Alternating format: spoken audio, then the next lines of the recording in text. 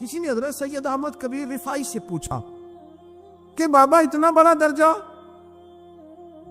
اتنا بڑا مقام کیسے ملا؟ تو بابا جی کہنے لگے زندگی میں کبھی کسی کو حقیر نہیں سمجھا، کسی کو کبھی حقیر، کبھی کسی کو اپنے سے کمتر نہیں سمجھا. تو اللہ نے دیکھے نا، اگر آپ نہیں سمجھیں گے تو اس کے لیے بھی آپ کو عنوان مل جائیں گے، اور اگر سمجھنا ہے اپنے آپ کو بڑا تو اس کے لیے بھی موقع مل جاتے. حضرت شفیق بلخی بہت بڑے صوفی بزرگ ہوئے، پر نوجوان تھے، جوانی میں ہی اللہ نے بڑا مرتبہ دیا. حضرت عبداللہ بن مبارک بوڑھے تھے، دونوں ایک محفل میں اکٹھے ہوئے. اب بغداد سارا ماننے والا تھا اور دونوں کا ماننے والا تھا. آخر میں دعا بزرگ کرایا کرتے تھے محفل کے اختتام پر. حضرت شفیق بلخی جناب عبداللہ بن مبارک سے کہنے لگے آپ دعا کریں، آپ دعا کریں، آپ بزرگ ہیں. اب جس نے جو ماننا ہے اسے اس کے لیے عنوان بھی مل جائے گا. حضرت سیدنا عبداللہ بن مبارک کہنے لگے بیٹے تو دعا کر، تیری عمر تھوڑی ہے، تیرے گناہ بھی تھوڑے ہیں، تیری عمر تھوڑی ہے، تیرے گناہ بھی تھوڑے ہیں. تو سیدنا شفیق بلخی کہنے لگے نہیں حضور آپ دعا کریں، آپ کی عمر زیادہ ہے تو نیکیاں بھی تو زیادہ ہی ہے نا، نمازیں بھی تو آپ کی زیادہ ہے نا، روزے بھی تو زیادہ، رمضان بھی تو آپ کی عمر میں زیادہ ہے نا، آج بھی تو آپ نے زیادہ. اگر آپ نے کسی کو اپنے سے بڑا سمجھنا ہے تو عنوان آپ کو مل جائے، چھوٹا سمجھنا ہے تو اس کے لیے بھی عنوان آپ کو. بات تو یہ ہے کہ آپ کیا کرنا، اگر آپ کسی کو حقیر سمجھنا چاہتے ہیں تو بات ختم ہو گئی. سید احمد کبیر رفاعی فرماتے زندگی بھر کبھی کسی کو حقیر نہیں سمجھا. اللہ کی ساری مخلوق کی کیا بات ہے.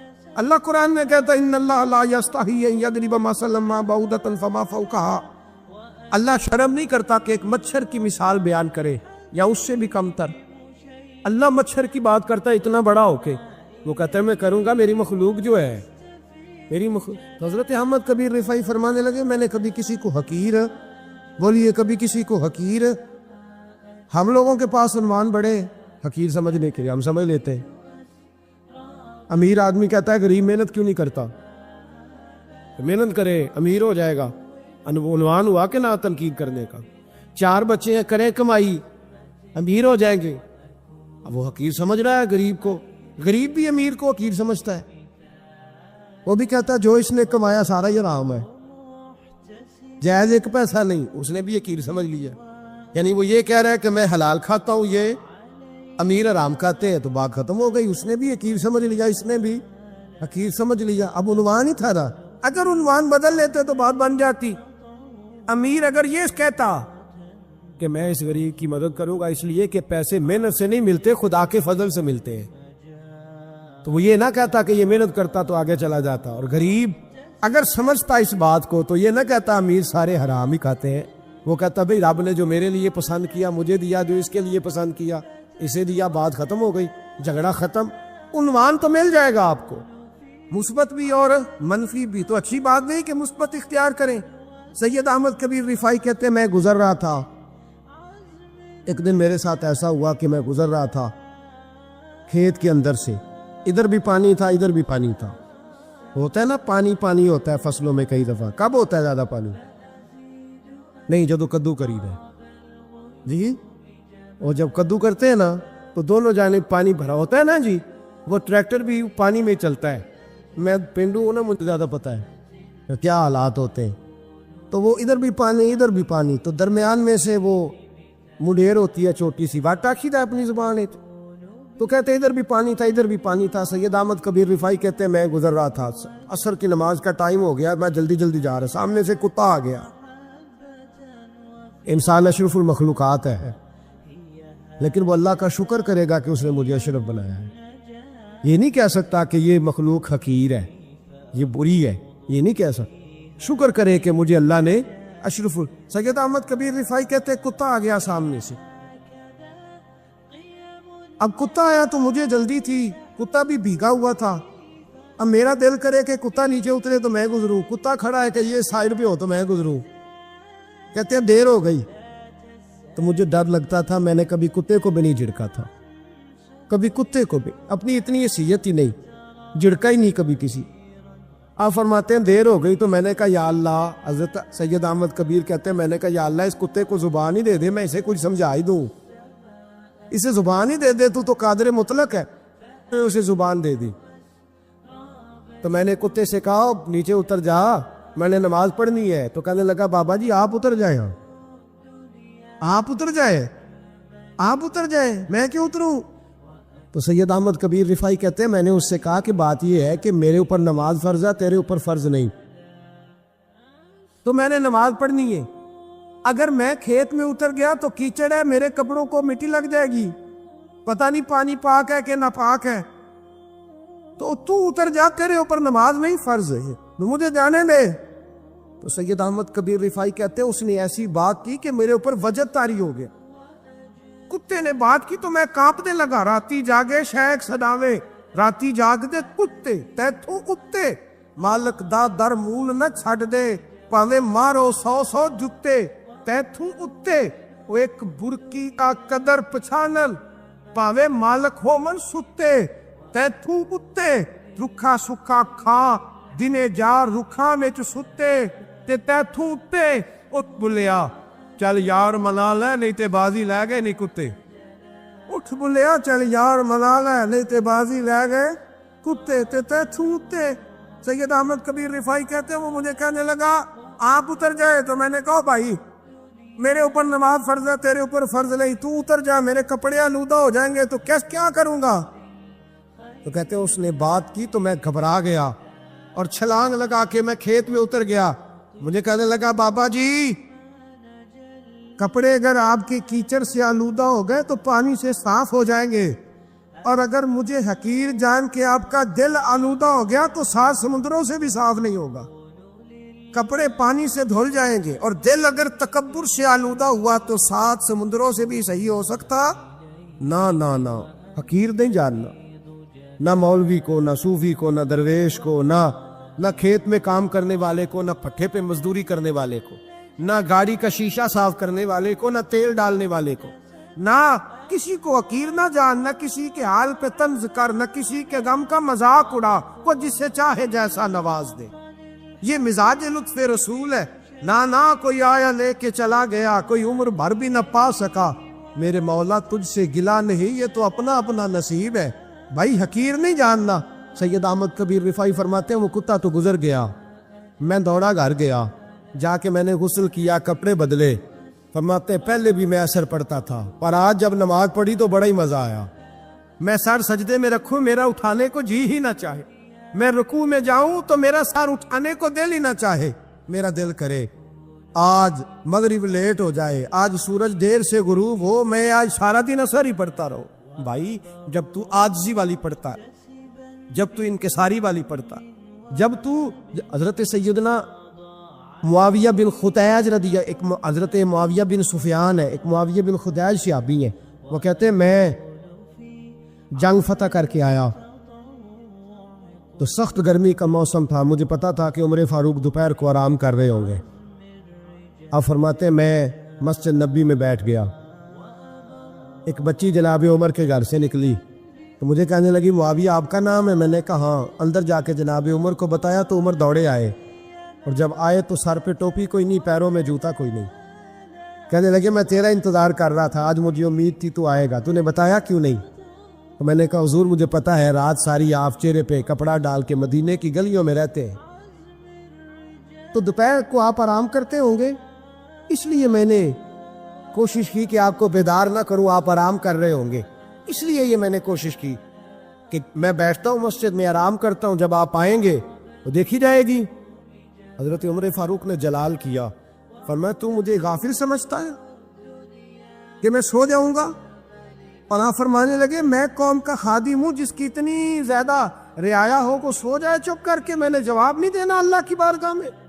فرمایا میرے امیروں کی طرح سونے جاگنے کے وقت مقرر نہیں، میں قوم کا خادم ہوں، جس وقت بھی آیا کرو مجھے جگا لیا کرو، مجھے قبر میں جا کے خدا کو بھی جواب دینا ہے، محمد مصطفیٰ کو بھی جواب دینا ہے۔ دوستو، بزرگوں اور بھائیوں، اللہ تبارک و تعالی نے اس امت کو ساری امتوں کا سردار بنایا۔ کنتم خیر امت کہہ کے اس امت کو اللہ تعالی نے تمام امتوں کی امامت عطا کر دی۔ رب کریم نے نبی کریم علیہ السلام کے صدقے سے ہم گناہگاروں کو بھی وہ فضیلت عطا کی جو حضور کے غلاموں کو نصیب ہے۔ لیکن بڑا آدمی وہ ہوتا ہے جس کی سوچ بڑی ہو، جس کے افکار بلند ہوں، جس کی نگاہ پاک ہو، جس کا حوصلہ بڑا ہو۔ اللہ تعالیٰ نے ہمیں امامت دی ہے امتوں کی، لیکن اگر سوچیں سطحی قسم کی ہوں،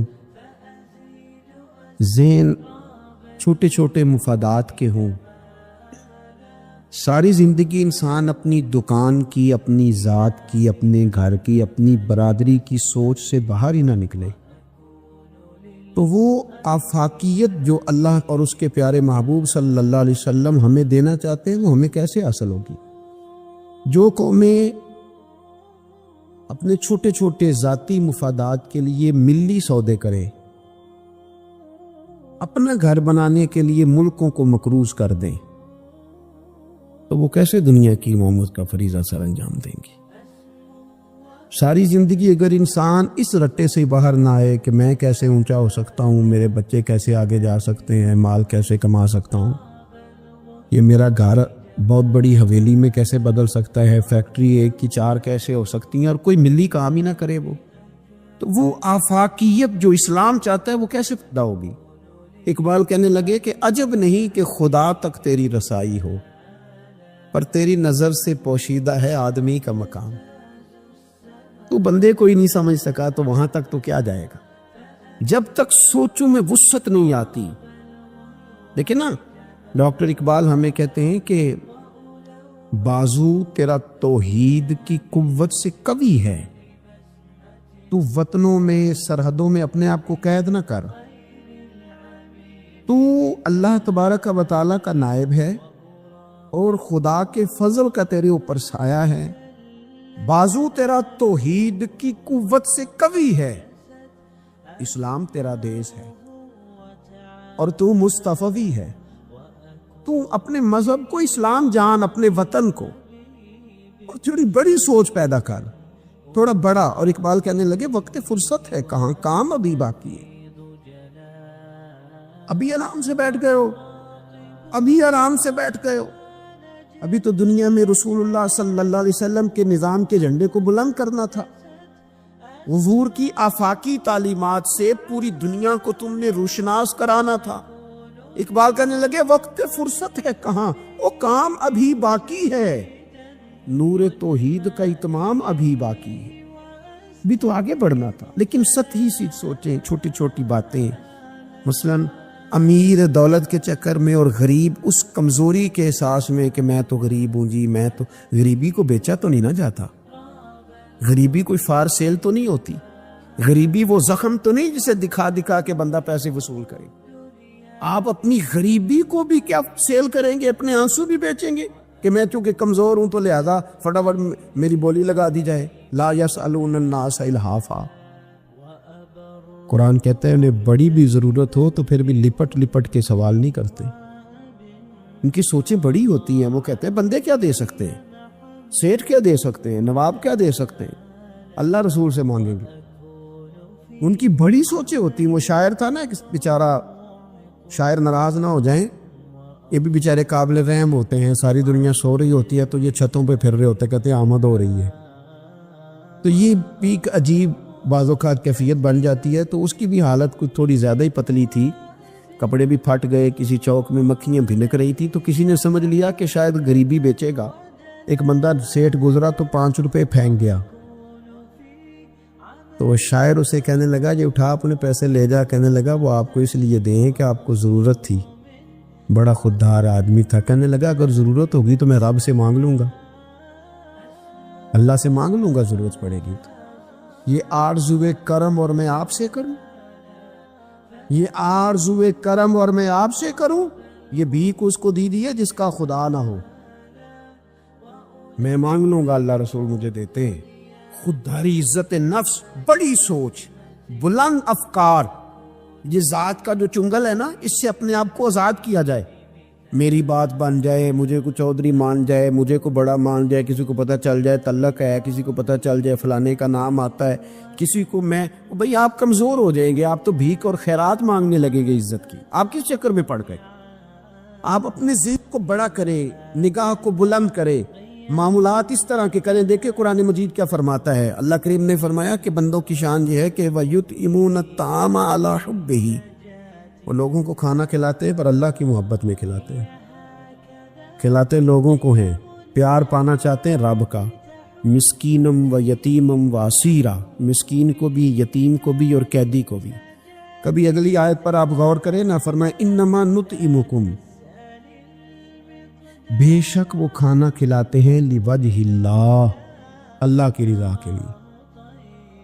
لا نرید منکم، اور وہ نہیں چاہتے جزاء ولا شکورا، نہ وہ کوئی جزا مانگتے اور نہ ان کا دل کرتا ہے کہ ان کا شکریہ ہی ادا کرے.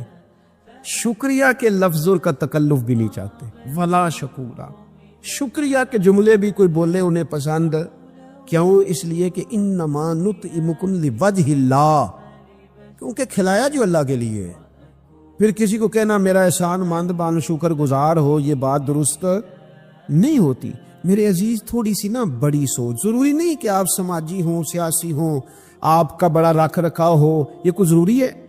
آپ کی سوچ بڑی ہو، ذہن میں وسعت ہو، آپ غریب آدمی ہو بھلے، آپ بات ملی کرے، آپ کو اشار کرنا آتا ہو. میں نے پچھلے جمعے بتایا تھا کہ ایک صحابی نے بھوکے رہ کے مہمان کو کھانا کھلایا. ان کی اپنی حالت یہ تھی کہ ایک وقت کا کھانا نہیں تھا. آپ کے مزاج میں وسعت ہو، مزاج میں.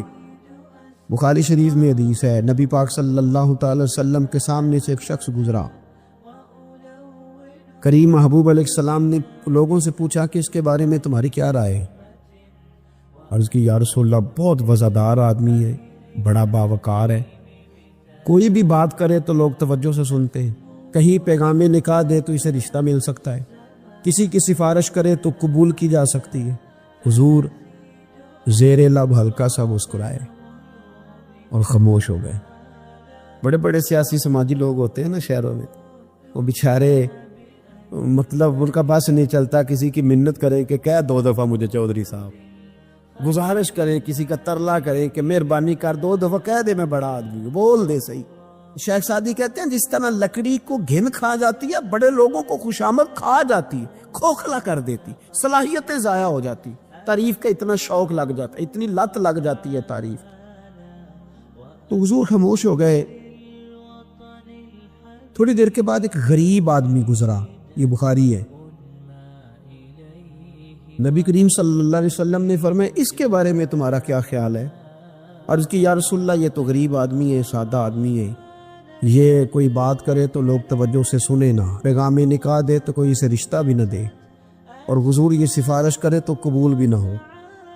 ایک بندہ پہلے گزر گیا جس کے بارے میں یہ تھا کہ بڑا جناب، لوگ اس کو جانتے ہیں، اس کی بات سنی جاتی ہے، سفارش مانی جاتی ہے، پیغام نکاح دے تو رشتے ملتے.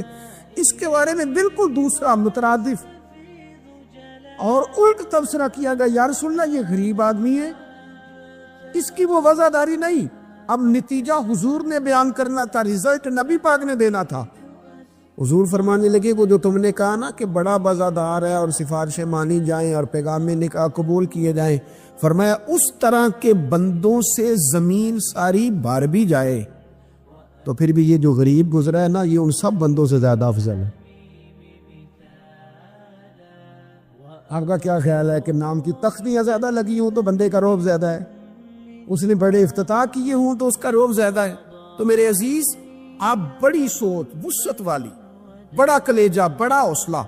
نبی پاک صلی اللہ تعالی علیہ وسلم نا بڑی باتیں ارشاد فرماتے تھے. حضور کی کوئی ایک حدیث بھی، کبھی ایک حدیث پر بھی غور کرو گے تو عالمی سوچ ملے گی آپ کو، آفاقی بات، اس میں دنیا کی ساری حکمتیں پنہا نظر آئیں گی آپ کو. لیکن مسلمان اپنی گلی سے باہر نہیں آتا، اپنی برادری سے باہر نہیں آتا. اس کو یوں لگتا ہے کہ میرے گھر پیسے آ گئے نا، ایسی ہوا چلی ہے کہ ہر شخص سوچتا ہے اور تمام شہر جلے، بس ایک میرا گھر نہ جلے. حالانکہ سارے جل گئے تو تو کس کے ساتھ زندہ رہے گا؟ بستیاں اجڑ گئی تو کدھر جائے گا؟ آپ اپنی مزاجوں کے اندر وہ وسعت لائیں، وہ بڑائی پیدا کرے. اٹھ باندھ کمر کیوں ڈرتا ہے، پھر دیکھ خدا کیا کرتا ہے. درویش نے لکھا ہے، وہ کہتے ہیں ایک شخص نے نا، بس تمثیل سمجھانے کے لیے ہوتی ہے نا مثالیں، ایک شخص کسی چیز کی تلاش میں تھا، وہ چیز پہاڑوں پہ ملتی تھی، پہلے بھی کئی لوگ گر گئے، سمجھ لیں کوئی پھل تھا، کوئی جڑی بوٹی تھی، کوئی چیز تھی، پہاڑ بڑا اونچا تھا، وہاں سے ملنی تھی. یہ بھی گیا اس کی تلاش میں. تو یہ جب ایک پہاڑ پہ چڑھا تو ڈھلان تھی, پاؤں پھسل رہے تھے. اس نے ہمت نہیں ہاری, اس نے نا کدال پکڑا, سامان پکڑا لوہا کاٹنے کا. اس نے وہ پہاڑ کاٹ کے تو وہاں 50 سیڑھیاں بنائیں. پھر اگلے پہاڑ پہ گیا تو وہاں بھی پیر پھسلتے تھے, ڈھلان تھی, چڑھا نہیں جا سکتا, اس کو بھی کاٹا, 50 سیڑھیاں بنائیں. تیسری پہ گیا تو اس کو بھی کاٹا, سیڑھیاں بنائیں. اب بڑے زمانے لگ گئے, کمزور ہو گیا, بوڑھا ہو گیا, موت کا وقت آ گیا. کسی پوچھنے والے نے کہا کہ تجھے ملا کیا؟ 3 پہاڑ کاٹ کے تو نے سیڑھیاں بنائی, تو پہنچ سکا نہیں, ملا کیا؟ کہنے لگا تمہیں پتہ ہی نہیں میں کامیاب کتنا ہوا ہوں. میں نے اکیلے نے وہ چیز نہیں پانی تھی, اس کو پورے شہر کی ضرورت تھی. جہاں تک میں نے بنا دیا ہے نا, اب جو سفر شروع کرے گا اسے اگلا سفر شروع کرے گا. او میں نے 3 سیڑھیاں تو زندگی میں بنا دی ہے نا, 3 تو میں نے بنائی ہیں. اب جو سفر شروع کرے گا وہ اس سے, اور میں کامیاب ہو کے جا رہا ہوں, میں نے اپنے حصے کا کام کر دیا. میں یہی کر سکتا تھا, یہی مالی دا کم پانی دینا, او تے پر مشکاں پاوے, اگو خالق دا کم پھل پھل لانا لاوے یا نہ لاوے تو ڈیوٹی تو کرنا, اپنی تو ڈیوٹی نہیں کرتا. ایک بابا جی بوڑھے تھے, ہاتھ کانپ رہے تھے, ہاتھ تو درخت لگا رہے تھے. ایک سیانا بندہ گزرا, اس نے کہا بابا جی نا آپ نے پھل کھانا ہے, اتنی محنت کی کیا ضرورت ہے؟ وہ کہنے لگا پتر ہمارے پچھلوں نے لگائے تھے نا, ان کے پھل ہم نے کھائے ہیں. ہم سوچتے ہیں کہ ہم خود غرض نہ مر جائیں, ہم بھی کوئی پھل لگا دیں, چلو آنے والی نسلیں ہی کھا لیں گی. میں اگلی نسل کا سوچ رہا ہوں. بھائی ملنی سوچے کامی, آپ کچھ تو کر دیں ایسا کہ پھر آنے والوں کو صفر سے نہ شروع کرنا پڑے. کوئی تو ایسی منزل ہو, کوئی تو ایسا رستہ ہو, کچھ تو آپ بنا کے دے جائیں, کچھ تو آپ کر جائیں. امام بخاری ہمیں بخاری بنا کے دے گئے, انہوں نے کہا لو میں تمہیں حضور کی سیدی سے جمع کر کے دے رہا ہوں, اب تشریح کرتے رہنا, اب پڑھتے رہنا, قیامت تک سناتے رہنا. لیکن وہ ہمارا یہ والا سفر انہوں نے ختم کر دیا کہ ہم جائیں, جا کے حدیث تلاش کریں, ڈھونڈ کے لائیں, اس کی صحت پر بحث کریں. او بھائی ہمارے بزرگوں نے جتنا کام کیا نا, ہمارے اسفار آسان کیے, ہمیں کچھ ملی کرنا چاہیے. باتیں میں نے کہا سمجھانے کے لیے ہوتی ہیں. جب صحابہ مدائن کی جنگ میں تھے نا, تو وہاں مال غنیمت کٹھا ہو رہا تھا. تو ایک صحابی بہت سارا مال غنیمت ان کے ہاتھ آیا, تو وہ سارا لے کے آئے, پر چہرے پہ کپڑا تھا, چہرے پہ کپڑا تھا. انہوں نے لا کے وہ مال غنیمت دیا, واپس جانے لگے تو لوگوں نے پوچھا یار تم اتنا مال لے آئے ہو, تم رکھ بھی سکتے تھے, ہمیں کیا پتا تھا تمہارے پاس ہے, تو نام ہی بتا دو. تو کہنے لگے نام بتاؤں گا تو کیا کرو گے, تعریف ہی کرو گے نا. میں وہ تعریف کرانا چاہتا ہوں جو میرے رب کریم کی بارگاہ سے انعام ملے اور فرشتوں کی زبانوں پہ آئے. تم تو 1-2-4 منٹ کے لیے کرو گے, بات ختم ہو جائے گی. اور پھر کہنے لگے اگر تم نے ضرور ہی کرنی ہے نا تو میرا نام چھوڑو, میرے رب کی تعریف کرو جو تعریف کے قابل ہے. الحمدللہ رب العالمین, اس کی کرو تعریف. تمہیں میں کیوں نام بتاؤں؟ کہتے وہ چلے گئے صحابی چھوڑ کے, تو لوگوں کو اتنا تجسس ہوا کہ کوئی پیچھا کر رہا ہے, کوئی ان کے دوستوں سے پوچھ رہا ہے, کوئی ان کے قبیلے سے پوچھ رہا ہے. جب وہ سارے لوگ گھوم رہے تھے نا, اللہ اکبر, تو صحابی سے لوگوں نے کہا کہ آپ کے پیچھے تو لوگ لگ گئے ہیں. کہنے لگے دیکھ لو, پھر اگر میں نے اپنی تعریفیں روکی تھی تو میرے رب نے جگہ جگہ میری تعریفیں کرا دی, جگہ جگہ. اور میرے دل میں ابھی بھی نہیں ہے کہ میری تعریف کی جائے. تعریف اس رب کی ہونی چاہیے جو تعریف کے لائق ہے. ہم نا سطحی سوچے پیدا کرتے ہیں, سطحی. شہاب نے ایک جگہ پہ لکھا ہے, اس نے کہا یہ جہاں آج منگلا ڈیم ہے نا, یہاں پہلے میرپور شہر ہوتا تھا اصل. ایک جنگ میں جب یہ تباہ ہوا نا تو بڑا درد تھا شہر کے پرانے لوگوں میں کہ ہمارا شہر پھر سے آباد ہو جائے.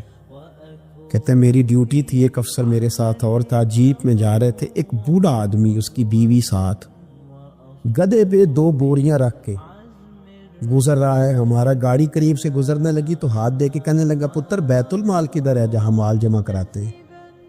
حکومت کی وزارت خزانہ کا دفتر کہاں ہے؟ کہتے میں نے بوڑھے کو دیکھا اور اس کی بیوی کو دیکھا, دونوں, ایک نے اس طرف سے بوری پکڑی, ایک نے اس طرف سے, گدھا چل رہا ہے. میں نے ان سے کہا بابا کدھر جا رہے ہو اور یہ کیا ہے؟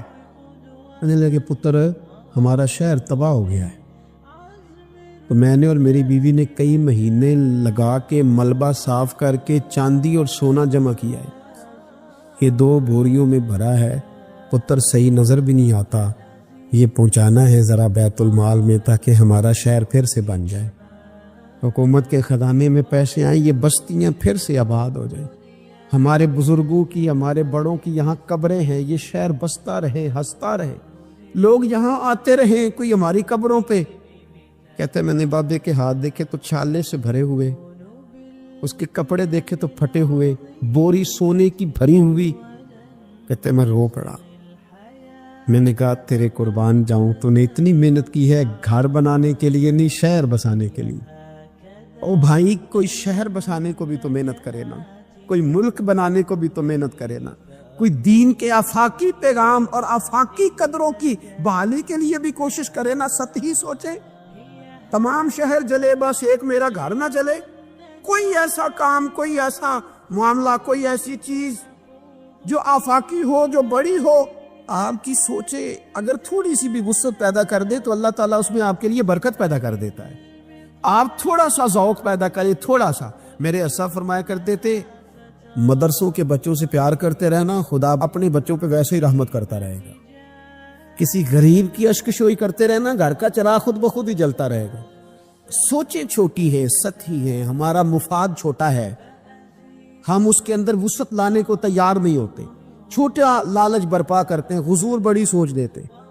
سراقہ بن مالک کہتے ہیں کہ ابو جال نے کہا کہ 100 سرخ اونٹ ملیں گے جو حضور کو معاذ اللہ گرفتار کرے گا. میں 100 سرخ اونٹوں کے لالچ میں گیا اور میں حضور تک پہنچ گیا. وہ تو حضور نے حکم دیا تو زمین نے میرے گھوڑے کے پیر پکڑ لیے, اندر دستے چلے جا رہے تھے.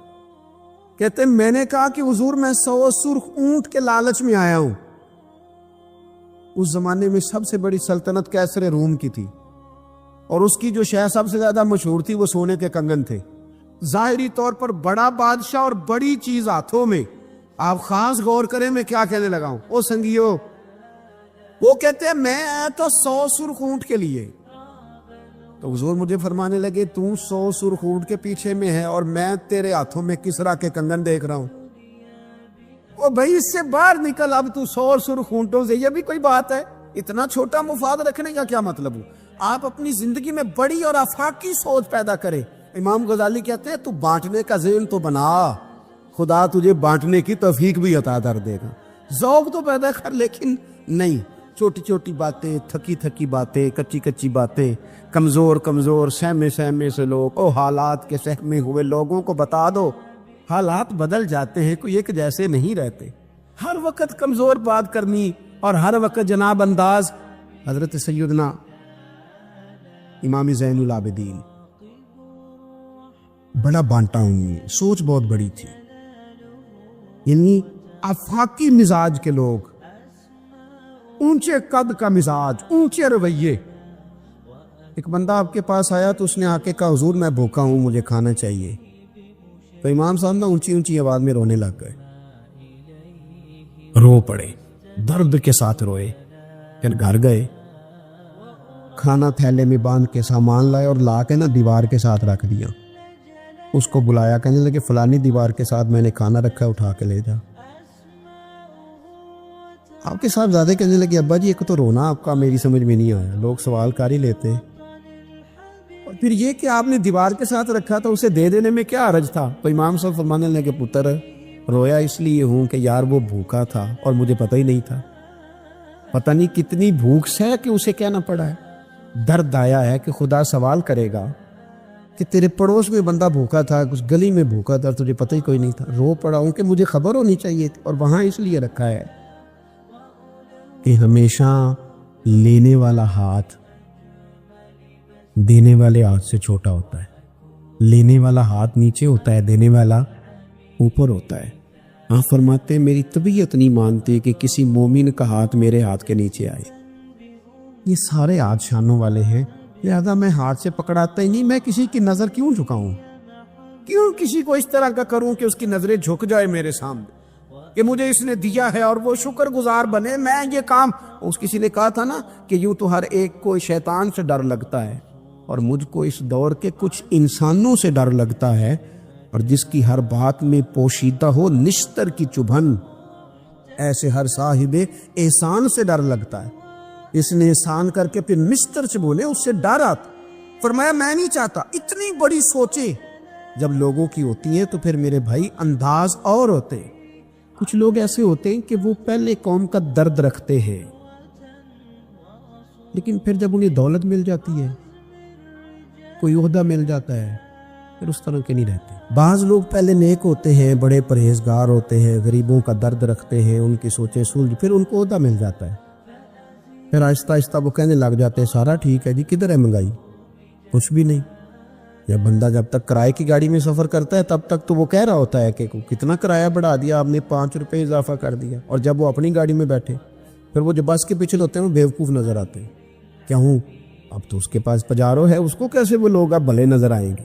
لیکن وہ بھائی ابھی بھی ہے کچھ گھر جہاں رات کو یہ ڈسکس ہوتی ہے کہ شادی آ گئی ہے ملتان تو کرایہ کہاں سے پورا کرنا ہے، کرایہ تھوڑا ہے لہذا بچے رہنے دو، خود چلے جاتے، وہاں کچھ دینا دلانا بھی پڑے گا۔ ابھی بھی ہیں لوگ جو بیچارے ادھار پکڑ کے بیاہ پہ کرایہ لگاتے، لیکن جب سوچ کسی کی وہ رہتی نہیں۔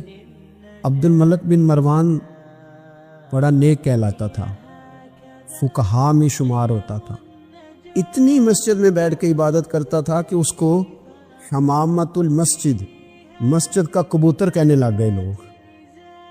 لیکن پھر اس کے خلیفہ بننے کا اعلان ہوا، جس دن اعلان ہوا اس دن بھی مسجد میں بیٹھا تھا۔ پھر اس نے قرآن مجید رکھ کے نا الماری میں، تو کہنے لگا لگتا ہے اب میری اور قرآن کی جدائی ہونے لگی۔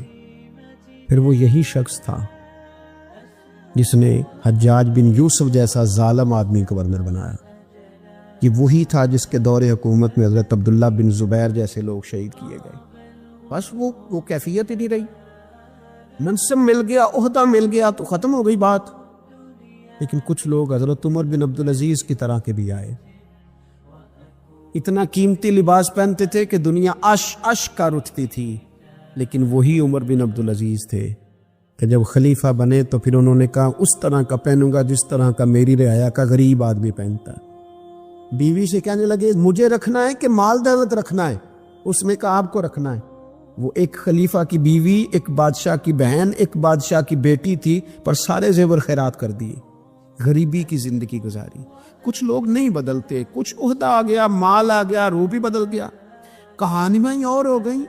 یعنی گاؤں سے آ کر پڑھنے والے بھول ہی گئے کہ کس کی ماں نے کتنا زیور بیچا تھا، پھر ان کے حالات بھی بالکل تبدیل ہو گئے، انہیں پتہ ہی نہیں ہم کیا تھے۔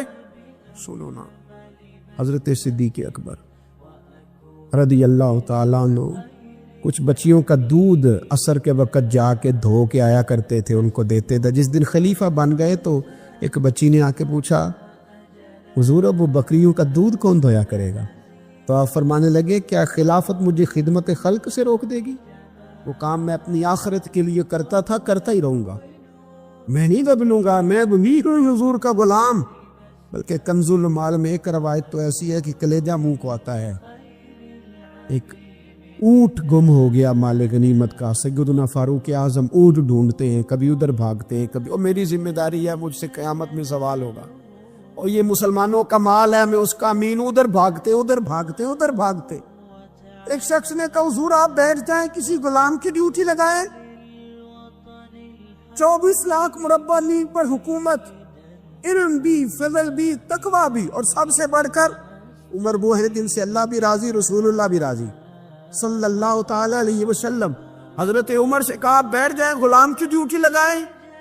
حضرت عمر نے رخ پھیر کے دیکھا اور اس بندے کی طرف دیکھ کے کہنے لگے میں بھی تو ایک غلام ہی ہوں۔ کیا ہوں میں؟ ایک غلام ہی ہوں، میں تو غلام ہی ہوں، اتنے محل چڑھایا سانیہ، غلام ہی ہوں میں، کیا ہوں میں؟